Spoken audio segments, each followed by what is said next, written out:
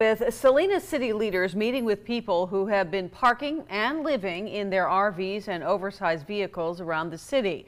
The purpose of the meeting was to talk with the people most affected and try to come up with some solutions. All of this happening the day before the city council is supposed to vote on an ordinance that, if passed, would run them out of town altogether. Action News reporter Sierra Starks is live outside Salinas City Hall with tonight's top story. Yeah, good evening, Aaron. So not everyone is happy with the problem just being pushed from city to city to city, hence tonight's meeting.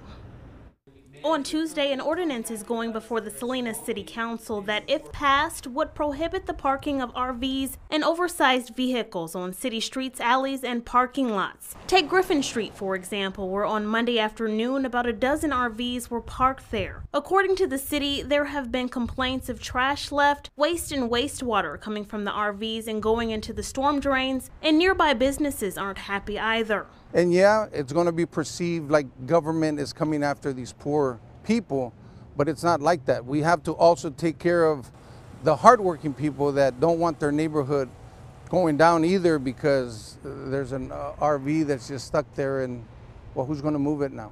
But the people living in those RVs are shedding light on a bigger issue within Monterey County: homelessness. Councilman Barrera gathered city and county leaders along with homeless advocates as well as the people who live in those RVs for a meeting Monday to see if they could try and start putting some solutions on the table before Tuesday's city council meeting. I'm hoping that it doesn't go through.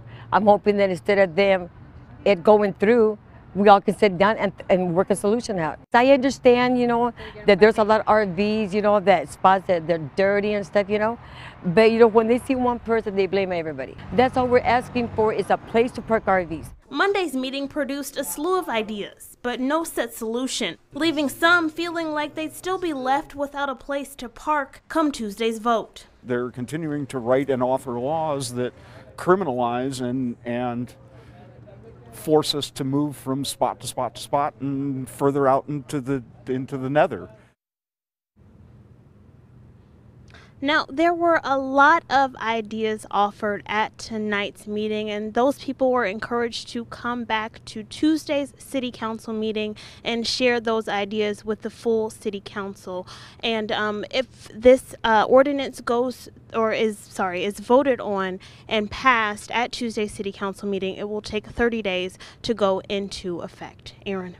Sierra, thank you. As for that ordinance, there are some exceptions, including oversized vehicles parked at homes, those vehicles belonging to the owners, or U-Hauls and moving vans that need to stay outside of homes for extended periods of time.